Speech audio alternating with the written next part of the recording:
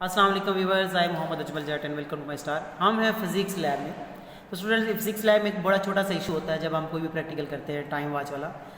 तो इसमें ज़रा देखिए, मेरे पास एक स्टॉप वॉच है। इसको हमने पहले क्या करना है, सेट कैसे करना है। ये मेरे पास स्टूडेंट सेंटर में एम है। एम को मैं प्रेस करूँगा, ये मिनट स्टार्ट हो जाएंगे, मिनट के लिए यूज़ होगा। लेकिन इसको आपने प्रेस नहीं करना जब आप प्रैक्टिकल कर रहे हो। उसके लिए सबसे पहले हम क्या करेंगे कि ये मेरे पास एक डी है, हमने पहले इसको जीरो पे लाना है। जीरो पे लाने के लिए स्टूडेंट हम क्या करेंगे, एस को प्रेस करेंगे तो ये मेरे पास जीरो पे आ जाएगा। ठीक है, और अब जीरो पे वैल्यू आ गई है। अब हम अगर हमने कोई भी टाइम पीरियड को, फॉर एग्जांपल मैं इस टाइम पीरियड को मूव करवाता हूँ, तो मैंने अगर इसको स्टार्ट करना है तो मैं यहाँ पे डी प्रेस करूँगा।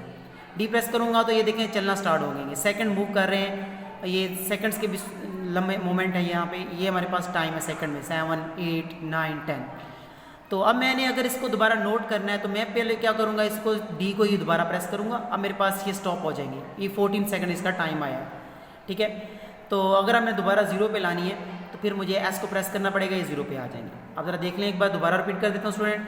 हमारे पास ये जीरो जीरो पे मौजूद है। मैंने इस टाइम नोट को नोट करने के लिए मैंने पहले इसको डी को प्रेस करना है। डी को प्रेस करेंगे तो ये मेरे पास टाइम वाइज सेकंड में स्टार्ट हो जाएगा, और सेकंड के जो छोटे मोमेंट हैं वो भी हमारे पास मौजूद हैं। फिर इसको स्टॉप करने के लिए मुझे डी को ही प्रेस करना पड़ेगा।